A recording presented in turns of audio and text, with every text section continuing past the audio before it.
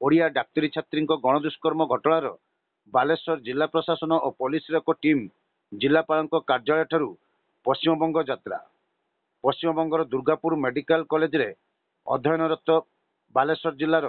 जलेश्वर अंचल जड़े ओडिया डाक्तरी छात्री घटी निंदनीय घटना प्रति जिला प्रशासन गभीर दुख और निंदा प्रकाश करिछि। एही घटना रे पीड़िता छात्री और तांको परिवार को आवश्यक सहायता और समर्थन प्रदान पई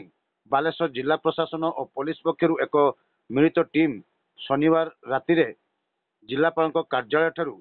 दुर्गापुर यात्रा करिसेंती, जोथिरे जिला समाज मंगल अधिकारी जोस्ना महांती और डीएसपी समेत अन्य माने अछंती। एही घटनार संपूर्ण और निष्पक्ष तदंत पई दुर्गापुर पुलिस आवश्यक आईन अनुरूप पदक्षेप ग्रहण करुछंती। बालेश्वर जिला प्रशासन एही मामला रे पीड़िता परिवार सह निरंतर संपर्क रखी समस्त प्रकार सहायता जगाइबाकू प्रतिबद्ध अछि बोली